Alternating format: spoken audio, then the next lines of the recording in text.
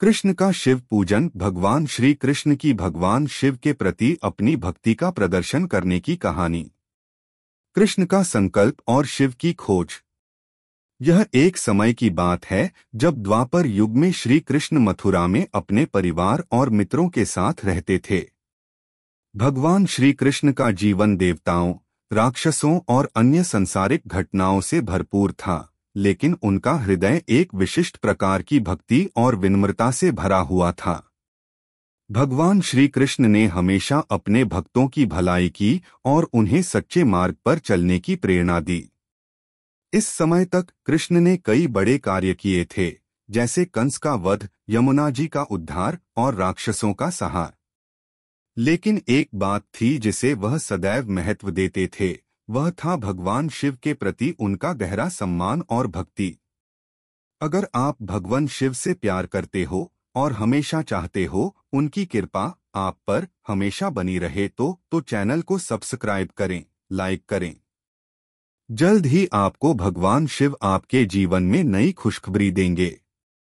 Video को last तक जरूर देखें, क्योंकि आगे बहुत कुछ खास है।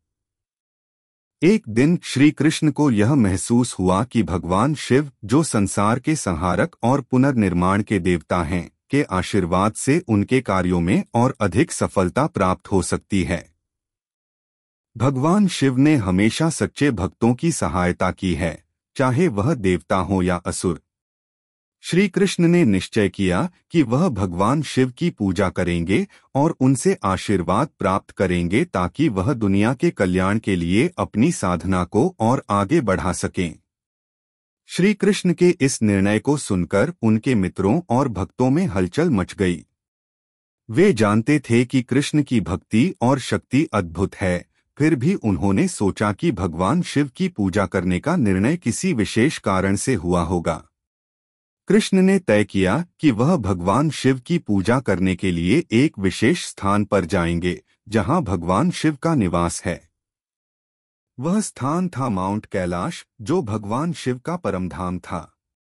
कृष्ण का मन उस स्थान को जाने के लिए बहुत अधीर था, क्योंकि उन्हें विश्वास था कि वहां भगवान शिव से मिलने का अवसर प्राप्त होगा, जो उनके लिए अनमोल होगा। श्री कृष्ण ने अपनी योजना को गुप्त रखा ताकि कोई भी बाधा न डाले। उन्होंने अपने साथियों को बताया कि वह एक विशेष यात्रा पर जा रहे हैं और इस यात्रा में उनका साथ कोई नहीं देगा। उनके इस निर्णय से उनके प्रिय दोस्त अर्जुन भी चिंतित हो गए, लेकिन श्री कृष्ण ने उन्हें समझाया कि यह एक विशेष अवसर है और उनका कोई डर नहीं होना चाहिए। यात्रा की शुरुआत हुई। श्री कृष्ण के साथ उनके परम भक्तों और सहयोगियों का एक छोटा सा दल था। उन्होंने एकांत में भगवान शिव की पूजा करने का निश्चय किया ताकि कोई अन्य हस्तक्षेप न कर सके। यात्रा के दौरान श्री कृष्ण ने कई स्थानों पर ध्यान और साधना की ताकि वह भगवान शिव के प्रति अपनी भक्ति को और भी प्रगाढ़ कर सकें। श्री कृष्ण के मन में भगवान शिव के प्रति अपार श्रद्धा थी। वह जानते थे कि भगवान शिव ही एकमात्र ऐसे देवता हैं जो अपने भक्तों की असाधारण इच्छाओं और जरूरतों को समझते हैं। उनका हृदय प्रेम, करुणा और सौम्यता से भरा हुआ था। कृष्ण को विश्वास था कि भगवान शिव का आशीर्वाद प्राप्त करने से वह और अधिक शक्तिशाली और प्रभावशाली बनेंगे। रास्ते में एक दिन श्री कृष्ण को एक साधु मिले जो तपस्या कर रहे थे। साधु ने कृष्ण को पहचान लिया और उनकी भक्ति का आदर करते हुए कहा, हे भगवान कृष्ण, आप तो स्वयं भगवान के अवतार हैं, फिर आपको शिव की पूजा की आवश्यकता क्यों है? श्री कृष्ण ने उन्हें मुस्कुराते हुए उत्तर दिया, शिवजी का आशीर्वाद प्राप्त करने से मेरे कार्यों में और अधिक पुण्य होगा। उनके आशीर्वाद से ही मैं संसार के कल्याण के लिए और अधिक प्रभावशाली बन सकूंगा। कृष्ण की बातों को सुनकर वह साधु हैरान रह गए और बोले, आपका सत्य बिल्कुल ठीक है कृष्ण। शिवजी के आशीर्वाद से ही समस्त संसार का कल्याण होता है। फिर साधु ने कृष्ण को शुभकामनाएं दी और उनकी यात्रा में मदद की। कृष्ण के मार्गदर्शन से यह यात्रा आगे बढ़ी और वह माउंट कैलाश के पास पहुंचे। वहां पहुंचते ही उन्होंने देखा कि यह स्थान सच में दिव्य और भव्य था। माउंट कैलाश के शिखर पर भगवान शिव का ध्यान करते हुए वह साधना में लीन थे। कृष्ण ने देखा कि भगवान शिव की तपस्या और ध्यान कितनी गहरी थी, और वह यह महसूस करने लगे कि भगवान शिव को मन, वचन और क्रिया से पूजा और सम्मान देना कितना महत्वपूर्ण है। श्री कृष्ण ने कैलाश पर्वत के पैर में बैठकर भगवान शिव की महिमा का स्मरण किया और उनकी पूजा अर्चना शुरू की। कृष्ण ने शिव के हर रूप का ध्यान करते हुए उनका गान किया। उन्होंने भगवान शिव के त्रिशूल, डमरू, नंदी और उनके पार्थिव रूप की पूजा की। साथ ही साथ कृष्ण ने शिव के महत्व को समझने की कोशिश की और अपने हृदय में उनकी भक्ति को और गहरा किया। इसी दौरान भगवान शिव की दिव्य उपस्थिति महसूस होते ही श्री कृष्ण ने ध्यान लगाया और भगवान शिव से आशीर्वाद प्राप्त करने के लिए विनम्रता से प्रार्थना की। वह जानते थे कि अब वह उस चरण पर पहुंच चुके हैं जहां शिव से मिलने का अवसर आने वाला था, और यहीं से कृष्ण और शिव के मिलन की कथा शुरू होने वाली थी। शिव का दर्शन और कृष्ण का आशीर्वाद। श्री कृष्ण के ध्यान में गहरी एकाग्रता थी और वह पूरी श्रद्धा से भगवान शिव के हर रूप का मन, वचन और क्रिया से पूजन कर रहे थे। वह जानते थे कि भगवान शिव का दर्शन केवल उनके भक्तों के सच्चे प्रेम और भक्ति से ही संभव हो सकता है। श्री कृष्ण ने अपनी पूजा में न केवल भगवान शिव की शक्ति और महिमा का गान किया, बल्कि उन्होंने शिव के प्रति अपनी असीम भक्ति और प्रेम को भी व्यक्त किया। जैसे जैसे कृष्ण की पूजा बढ़ती गई, उनके हृदय में भगवान शिव के प्रति श्रद्धा और गहरी हो गई। वह ध्यान में इतने लीन हो गए कि उन्हें समय का बिल्कुल भान नहीं रहा। कैलाश पर्वत की चोटी पर एक हल्का सा परिवर्तित वातावरण महसूस होने लगा। वहां की शांति और दिव्यता ने कृष्ण को पूरी तरह से घेर लिया। अचानक एक दिव्य आभा ने उन्हें चारों ओर से घेर लिया। कृष्ण की आंखों के सामने एक चमत्कारी दृश्य उपस्थित हुआ, भगवान शिव की उपस्थिति। भगवान शिव अपनी संपूर्ण दिव्यता और भव्यता के साथ वहां प्रकट हुए। उनके माथे पर चंद्रमा की चमक, गले में सर्पों की माला, शरीर पर राख और 3 आंखों वाले शिव ने अपना त्रिशूल पकड़ा हुआ था। उनका रूप अत्यंत डरावना और भव्य था, लेकिन उनकी आंखों में एक ऐसी गहरी करुणा थी जो उनके पूरे व्यक्तित्व को एक नई पवित्रता दे रही थी। शिवजी का रूप सचमुच भय और शक्ति के साथ साथ असीम शांति का भी प्रतीक था। श्री कृष्ण ने भगवान शिव का साक्षात्कार होते ही हाथ जोड़कर उन्हें नमन किया। उनके मन में भगवान शिव की महानता के प्रति श्रद्धा और भी गहरी हो गई थी। कृष्ण के इस नमन को देखकर भगवान शिव ने मुस्कुराते हुए उन्हें देखा और कहा, हे कृष्ण, तुम सच्चे भक्त हो। तुम्हारी भक्ति और प्रेम मुझे बहुत प्रिय हैं। मैं तुम्हारे दर्शन से अत्यंत प्रसन्न हूँ। भगवान शिव की यह वाणी कृष्ण के दिल को गहरे तक छू गई। उन्होंने विनम्रता से उत्तर दिया, हे महादेव, मैं केवल एक तत्व के रूप में साकार हूँ, लेकिन आपकी महिमा अनंत और अवर्णनीय है। मेरे दिल में यह इच्छा है कि मुझे आपके आशीर्वाद से और अधिक शक्ति प्राप्त हो, ताकि मैं संसार के कल्याण के लिए अपने कार्यों को और आगे बढ़ा सकूं।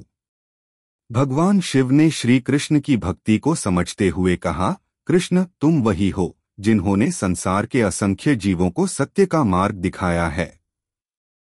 तुम्हारी भक्ति और समर्पण की कोई तुलना नहीं हो सकती। तुम्हारे जैसा कोई और नहीं है। फिर भी तुम्हारी इच्छा को मैं पूरी करूंगा। तुम्हें जो आशीर्वाद चाहिए वह तुम्हारा होगा।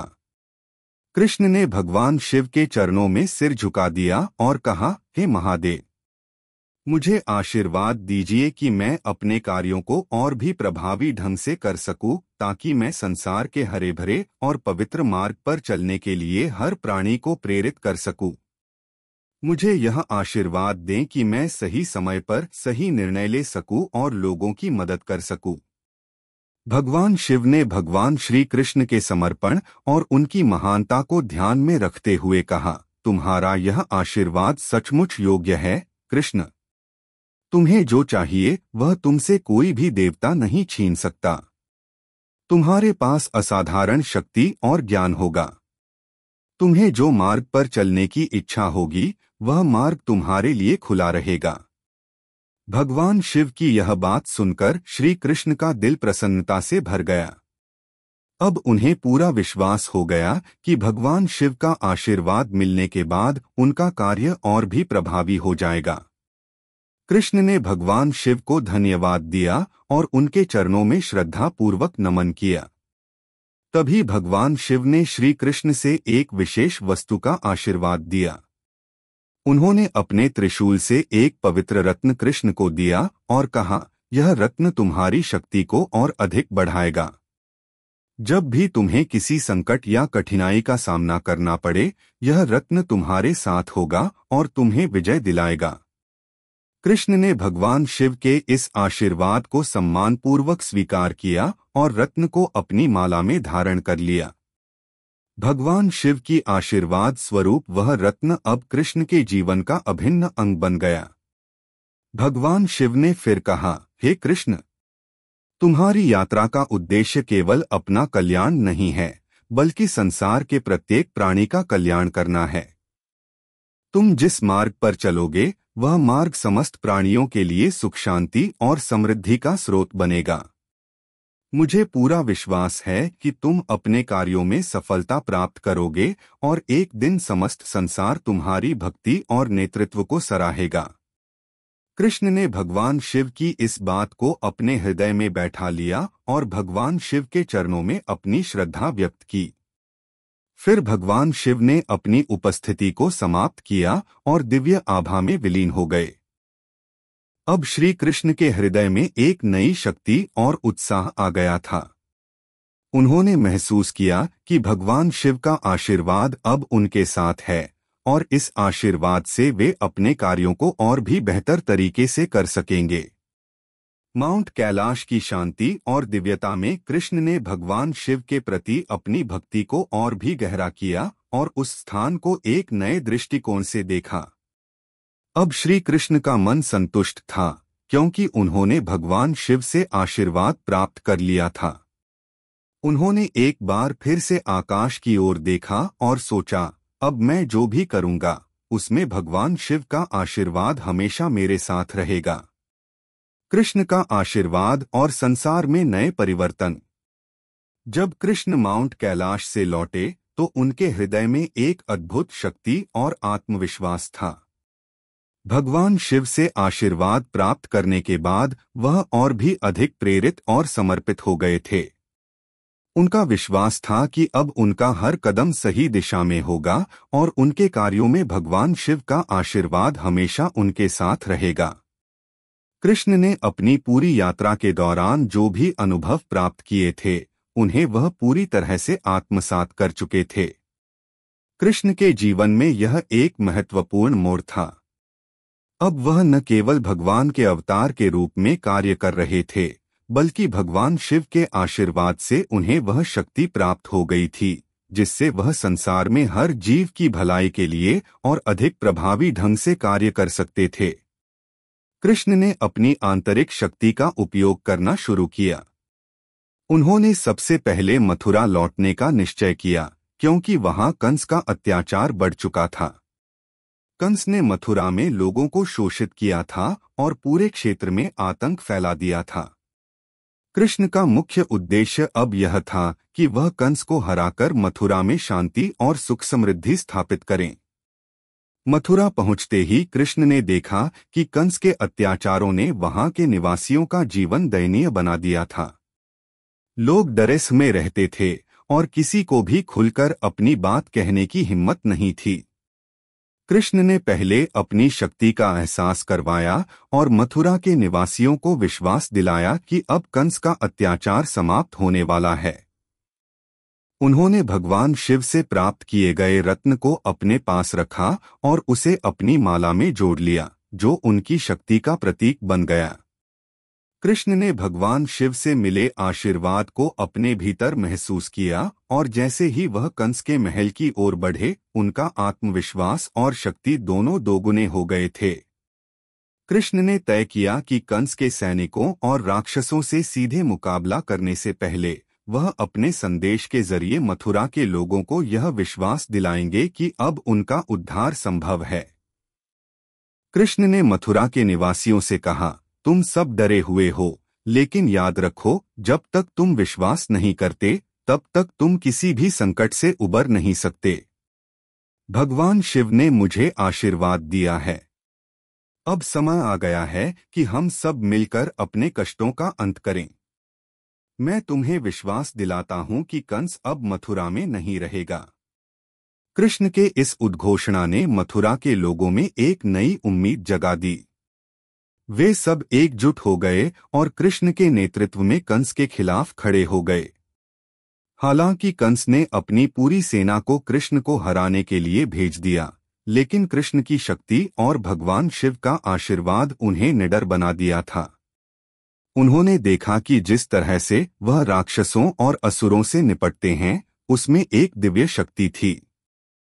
कृष्ण ने अपने दैवीय रत्न का उपयोग करके कंस के हर प्रयास को विफल कर दिया। वह रत्न कृष्ण की शक्ति को बढ़ाता और कंस के सैनिकों की योजनाओं को नष्ट कर देता। भगवान शिव से प्राप्त इस रत्न ने कृष्ण को एक अद्वितीय सामर्थ्य प्रदान की थी, जिससे वह हर चुनौती को आसानी से पार कर सकते थे। आखिरकार कृष्ण ने कंस से भिड़ने का फैसला किया। कंस का महल अत्यधिक सुरक्षित था और उसके अंदर कई राक्षसी जाल बिछाए गए थे, लेकिन कृष्ण का आत्मविश्वास और भगवान शिव का आशीर्वाद उन्हें असाधारण शक्ति प्रदान कर चुके थे। उन्होंने बिना किसी डर के कंस के महल में प्रवेश किया। कंस ने देखा कि कृष्ण आ पहुंचे हैं, तो वह घबराया और अपने सभी राक्षसों को कृष्ण के खिलाफ भेज दिया। लेकिन कृष्ण ने उन्हें एक एक करके नष्ट किया और कंस के जाल को तोड़ दिया। जब कृष्ण ने कंस से अंतिम संघर्ष किया, तो यह एक भव्य और युद्धपूर्ण दृश्य था। कंस के पास कई अस्त्र शस्त्र थे, लेकिन कृष्ण की न केवल शारीरिक शक्ति बल्कि मानसिक शांति और भगवान शिव के आशीर्वाद से प्राप्त शक्ति भी उसे हर कदम पर पराजित कर रही थी। अंततः कृष्ण ने कंस को हराया और मथुरा में शांति स्थापित की। कृष्ण के इस विजय के बाद मथुरा में एक नई सुबह आई। लोग अब डर और दुख से मुक्त हो चुके थे। कृष्ण ने अपने आशीर्वाद से मथुरा के लोगों को यह संदेश दिया कि सत्य और धर्म की विजय निश्चित होती है, चाहे कोई भी बाधाएं आएं। कृष्ण की शक्ति और भगवान शिव के आशीर्वाद से मथुरा में न केवल शांति लौटी, बल्कि पूरे इलाके में एक नई ऊर्जा का संचार हुआ। लोग कृष्ण के नेतृत्व में धर्म, सत्य और न्याय के मार्ग पर चलने लगे। भगवान शिव के आशीर्वाद से ही कृष्ण ने मथुरा को एक नई दिशा दी और दुनिया में यह संदेश दिया कि जब भी सत्य और धर्म की आवश्यकता हो, भगवान कृष्ण और भगवान शिव के आशीर्वाद से सभी कार्य संभव हैं। इस प्रकार भगवान शिव का आशीर्वाद श्री कृष्ण के जीवन के एक नए मोड़ को लेकर आया। कृष्ण ने भगवान शिव के आशीर्वाद से न केवल मथुरा को मुक्त किया, बल्कि संसार में धर्म और सत्य की विजय की नींव भी रखी। कृष्ण की राह और भगवान शिव का सहयोग। कंस का वध कर मथुरा में शांति स्थापित करने के बाद भगवान श्री कृष्ण का ध्यान अब द्वारका की ओर मुड़ चुका था। उन्होंने महसूस किया कि अब मथुरा में उन्होंने जो कार्य किया वह केवल एक प्रारंभ था। उन्हें अपनी यात्राओं और कार्यों को आगे बढ़ाने के लिए भगवान शिव के आशीर्वाद की आवश्यकता थी, ताकि वह संसार में धर्म और सत्य का शासन स्थापित कर सकें। भगवान शिव के आशीर्वाद से मिली शक्ति अब उनके साथ हर कदम पर थी। श्री कृष्ण ने द्वारका के निर्माण का निश्चय किया। उन्होंने देखा कि मथुरा में असुरों और राक्षसों की गतिविधियों से कोई न कोई संकट उत्पन्न होता रहता था। इस कारण उन्हें लगा कि एक सुरक्षित और पवित्र स्थान की आवश्यकता है, जहां धर्म, सत्य और भक्ति का आदान प्रदान हो सके और जिससे शांति का प्रसार हो। द्वारका को इस उद्देश्य के लिए चुना गया। अब भगवान श्री कृष्ण ने भगवान शिव के आशीर्वाद से द्वारका की स्थापना की प्रक्रिया शुरू की। द्वारका के निर्माण के दौरान भगवान शिव का आशीर्वाद और सहयोग हमेशा कृष्ण के साथ था। एक दिन जब द्वारका का निर्माण अपने अंतिम चरण में था, कृष्ण ने भगवान शिव को स्मरण किया और उनसे सहयोग की प्रार्थना की। हे महादेव, कृष्ण ने विनम्रता से कहा, आपकी कृपा से ही हम धर्म की स्थापना कर सकते हैं। द्वारका का निर्माण पूर्ण हो चुका है, परंतु इस पवित्र स्थान की सुरक्षा के लिए आपके आशीर्वाद और मार्गदर्शन की आवश्यकता है। भगवान शिव ने कृष्ण की प्रार्थना को स्वीकार किया और कहा, कृष्ण, मैं तुम्हारे साथ हूँ। यह द्वारका अब एक पवित्र स्थान बनेगा जहाँ धर्म और सत्य का प्रचार होगा। मैं इसे अपने शाही आशीर्वाद से सुरक्षित करूंगा। यह स्थान भगवान विष्णु के निवास स्थान के रूप में प्रसिद्ध होगा और यह स्थान संसार के सभी प्राणियों के लिए सुख शांति का कारण बनेगा। भगवान शिव के आशीर्वाद से द्वारका को दिव्य सुरक्षा मिली। अब यह स्थान केवल एक नगर नहीं, बल्कि एक तपस्वी और पवित्र क्षेत्र बन गया। भगवान शिव ने वहां अपनी उपस्थिति का आभास कराते हुए कृष्ण को एक दिव्य त्रिशूल दिया, जो द्वारका की सुरक्षा का प्रतीक बन गया। यह त्रिशूल द्वारका के हर दिशा में रखा गया था और उसकी सुरक्षा की गारंटी बनी। द्वारका की स्थापना के बाद भगवान कृष्ण ने द्वारका के निवासियों के साथ मिलकर शांति और समृद्धि का वातावरण उत्पन्न किया। अब कृष्ण की शक्तियों में और भी वृद्धि हो गई थी। भगवान शिव का आशीर्वाद उनकी हर योजना में सहयोग दे रहा था। भगवान शिव ने कृष्ण को न केवल आशीर्वाद दिया, बल्कि एक मानसिक और आध्यात्मिक ऊर्जा भी प्रदान की, जिससे कृष्ण की भक्ति और शक्ति का प्रसार हर दिशा में हो रहा था।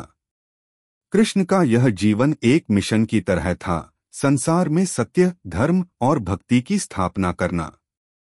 भगवान शिव के आशीर्वाद से कृष्ण ने यह मिशन और भी प्रभावी ढंग से पूरा किया। भगवान शिव का यह सहयोग उनके हर कार्य में स्पष्ट रूप से दिखता था। शिव के आशीर्वाद से कृष्ण को अपने शत्रुओं को हराने में सहायता मिल रही थी और उनके भक्तों को हर संकट से उबारने की शक्ति भी मिल रही थी। इसी दौरान एक दिन भगवान शिव स्वयं द्वारका में कृष्ण से मिलने आए। भगवान शिव ने कृष्ण से कहा, हे कृष्ण, तुम्हारा कार्य महान है और मैं तुमसे यही कहता हूँ कि तुम सत्य के मार्ग पर हमेशा अडिग रहो। तुम्हारे आशीर्वाद से संसार में एक नई शुरुआत होगी और तुम सभी प्राणियों के उद्धारक बनोगे। कृष्ण ने भगवान शिव का स्वागत किया और कहा, हे महादेव, आप मेरे मार्गदर्शक हैं और आपके आशीर्वाद से ही मुझे इस कार्य को पूरा करने की शक्ति मिली है। मैं सदैव आपके आभारी रहूंगा। भगवान शिव ने कृष्ण से कहा, तुम्हारी भक्ति और समर्पण ने तुम्हें वह शक्ति दी है जो अन्यथा किसी भी व्यक्ति को नहीं मिल सकती। तुम्हारा कार्य अब पूरा नहीं हुआ है। यह तो बस एक शुरुआत है। तुम जो कार्य कर रहे हो वह संसार के सभी प्राणियों के लिए एक संदेश होगा। इस प्रकार भगवान शिव ने कृष्ण को और भी अधिक प्रेरणा दी और उनका विश्वास और अधिक मजबूत हुआ। कृष्ण के मन में भगवान शिव के प्रति और भी अधिक श्रद्धा और प्रेम था। शिव का आशीर्वाद अब उनके जीवन का अभिन्न हिस्सा बन चुका था। कृष्ण ने भगवान शिव से एक और विशेष बात साझा की। हे महादेव, कृष्ण ने कहा, आपके आशीर्वाद से ही मैं इस कार्य को आगे बढ़ा सकता हूँ। क्या आप मुझे और भी अधिक मार्गदर्शन देंगे ताकि मैं इस मार्ग पर और अधिक प्रभावी हो सकूं? भगवान शिव ने कृष्ण की बातों को गंभीरता से सुना और फिर मुस्कुराते हुए कहा, तुम जो कर रहे हो वह सचमुच प्रेरणादायक है। तुम सत्य और धर्म के पालन करता हो और तुम्हारे कार्य से संसार में धर्म का शासन स्थापित होगा। मैं तुम्हारे साथ हूँ और तुम्हारे हर कार्य में मेरा सहयोग रहेगा। भगवान शिव ने कृष्ण को एक दिव्य मंत्र भी दिया, जिससे वह हर संकट का सामना कर सकेंगे और हमेशा सही दिशा में आगे बढ़ेंगे। यह मंत्र कृष्ण के जीवन का अभिन्न हिस्सा बन गया और भगवान शिव का यह दिव्य आशीर्वाद कृष्ण के लिए जीवनदायिनी बन गया। भगवान शिव के आशीर्वाद से कृष्ण ने द्वारका में पूरी तरह से शांति और समृद्धि स्थापित की। द्वारका अब एक पवित्र नगर बन गया, जहां हर कोई अपने धर्म और भक्ति का पालन कर सकता था। भगवान शिव के साथ इस यात्रा ने कृष्ण को न केवल एक अवतार के रूप में बल्कि एक महान नेता के रूप में भी स्थापित किया। कृष्ण और शिव का यह संबंध केवल एक भक्ति संबंध नहीं था, बल्कि यह एक गहरी साझेदारी थी, जिससे धर्म और सत्य की स्थापना संभव हो सकी। भगवान शिव ने कृष्ण को वह शक्ति और मार्गदर्शन दिया जिसकी उन्हें संसार के उद्धार के लिए आवश्यकता थी। कृष्ण का युद्ध और भगवान शिव का आशीर्वाद। जब द्वारका में शांति स्थापित हो गई तो श्री कृष्ण ने सोचा कि अब समय आ गया है जब वह अपने कार्यों को और भी अधिक विस्तार दें। मथुरा और द्वारका में शांति स्थापित करने के बाद उनका मुख्य उद्देश्य अब धर्म की स्थापना और असुरों से निपटने का था।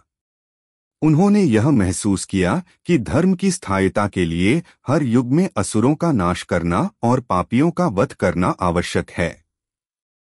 श्री कृष्ण का यह समय एक विशेष परीक्षा का था। कुरुक्षेत्र का महायुद्ध, जिसमें पांडवों और कौरवों के बीच संघर्ष हो रहा था, अब निर्णायक मोड़ पर था।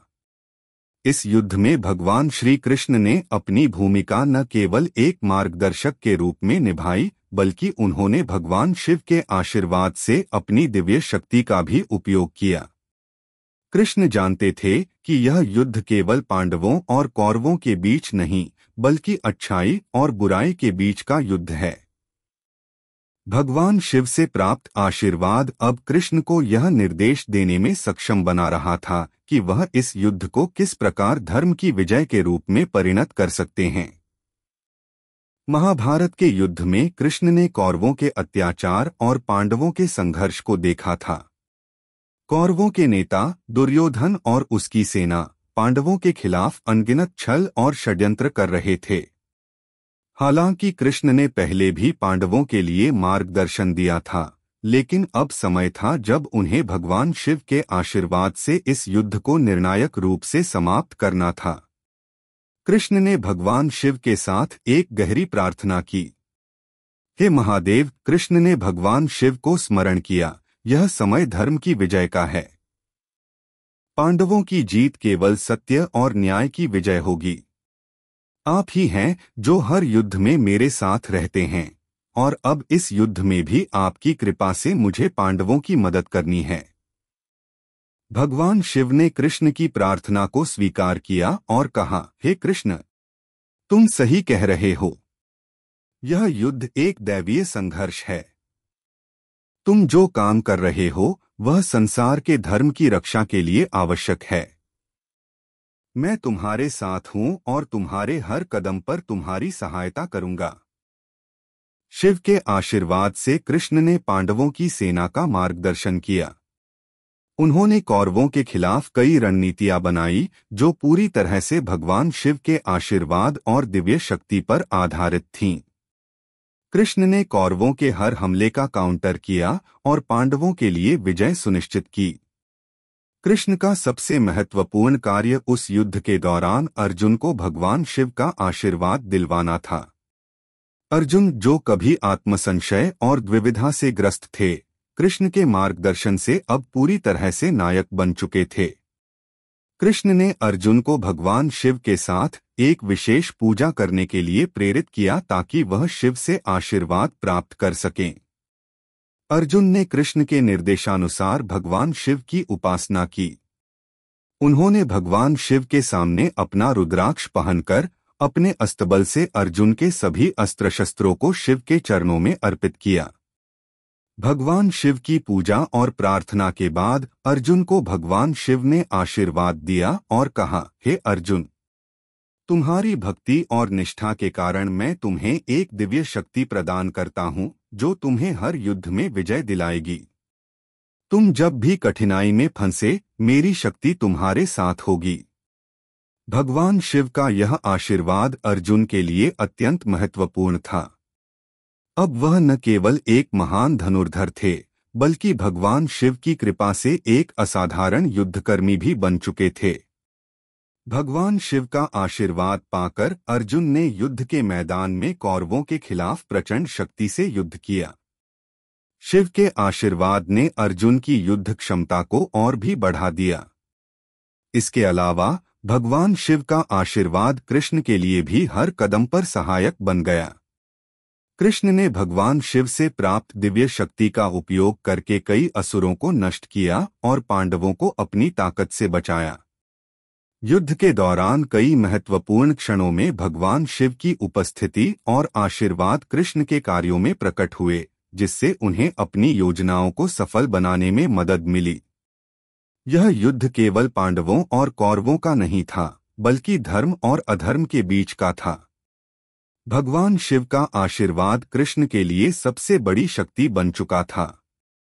कृष्ण ने शिव के आशीर्वाद से यह सुनिश्चित किया कि युद्ध के अंत में पांडवों की विजय हो और धर्म की स्थापना हो। महाभारत के युद्ध के समाप्त होने के बाद कृष्ण ने भगवान शिव के आशीर्वाद का महत्व बताया।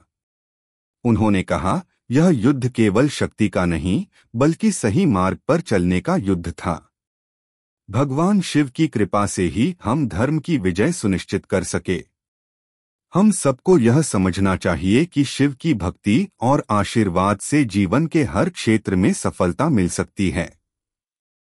भगवान शिव ने कृष्ण को यह आशीर्वाद दिया था कि उनका मार्ग हमेशा सत्य और धर्म की ओर रहेगा। महाभारत के युद्ध की समाप्ति के बाद कृष्ण ने भगवान शिव का धन्यवाद किया और उनके आशीर्वाद को हमेशा अपने जीवन का हिस्सा बनाए रखा। भगवान शिव का आशीर्वाद भगवान श्री कृष्ण के जीवन का अभिन्न हिस्सा बन चुका था। अब वह न केवल महाभारत के युद्ध के विजेता थे, बल्कि उन्होंने संसार में धर्म और सत्य की विजय भी स्थापित की। भगवान शिव के आशीर्वाद से कृष्ण ने यह सिखाया कि अगर भगवान की भक्ति और सच्चे उद्देश्य से कार्य किया जाए, तो हर कठिनाई का समाधान संभव है। कृष्ण की अंतिम यात्रा और शिव का दिव्य आशीर्वाद। कृष्ण के जीवन का उद्देश्य अब समाप्ति के कगार पर था। उन्होंने संसार में धर्म की स्थापना की, असुरों का नाश किया, पांडवों को विजय दिलाई और पूरे संसार को सत्य और न्याय का संदेश दिया। लेकिन कृष्ण को यह भी महसूस हो रहा था कि अब समय आ गया है जब वह इस धरती से अपने अवतार के रूप में विदा लें। उनके उद्देश्य को पूरा करने के बाद अब वह अपनी अंतिम यात्रा की ओर बढ़ रहे थे, लेकिन उनके साथ भगवान शिव का आशीर्वाद हमेशा रहेगा। कृष्ण की अंतिम यात्रा का समय आ गया था और उनके साथ भगवान शिव का आशीर्वाद था।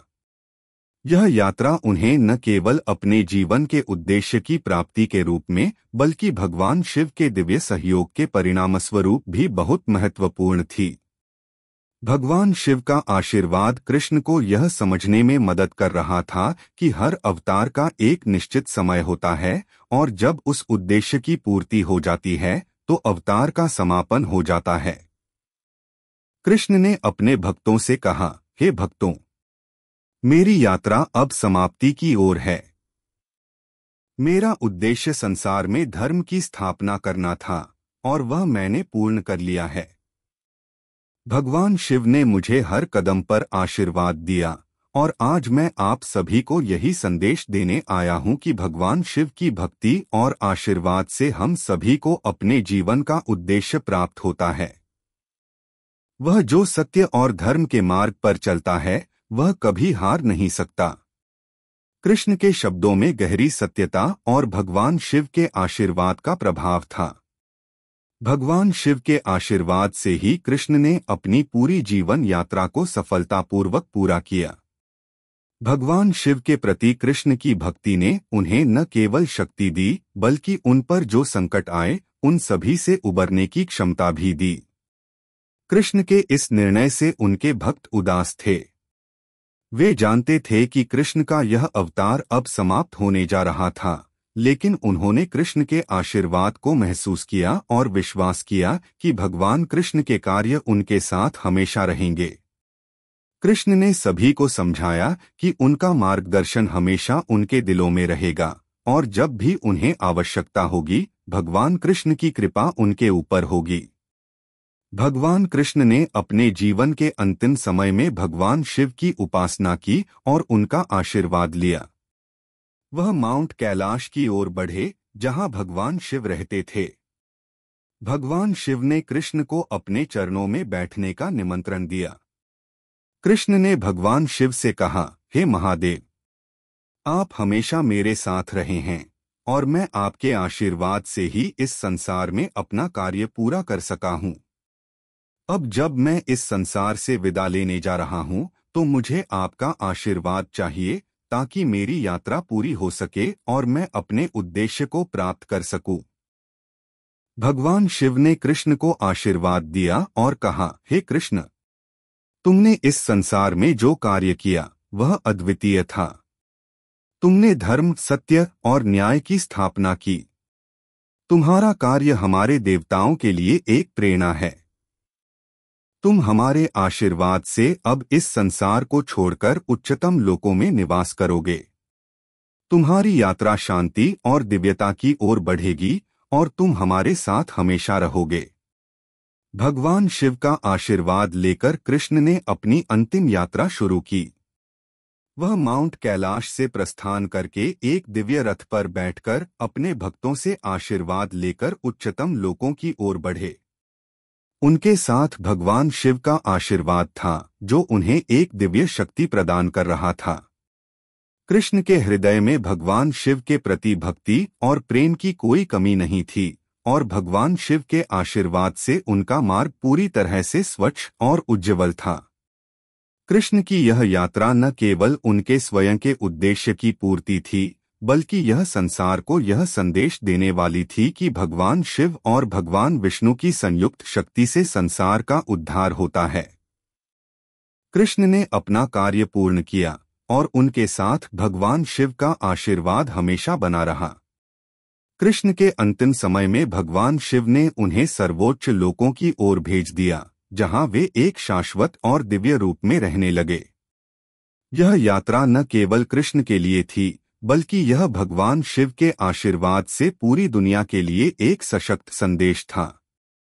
भगवान शिव ने कृष्ण को यह आशीर्वाद दिया था कि वे हमेशा उनके दिलों में रहेंगे और जब भी कोई भक्त सत्य और धर्म का पालन करेगा भगवान कृष्ण उनके साथ होंगे। कृष्ण का यह अंत एक नई शुरुआत थी।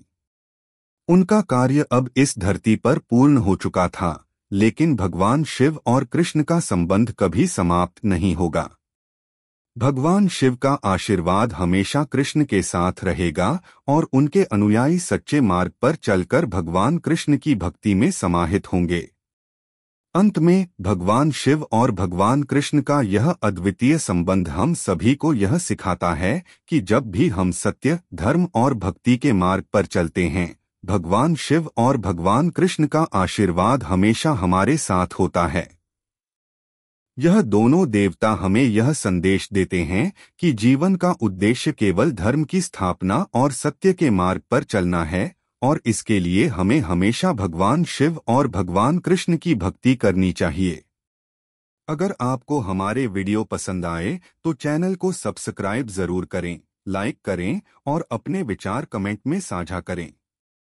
आपका सपोर्ट हमें और बेहतर कंटेंट बनाने की प्रेरणा देता है। धन्यवाद।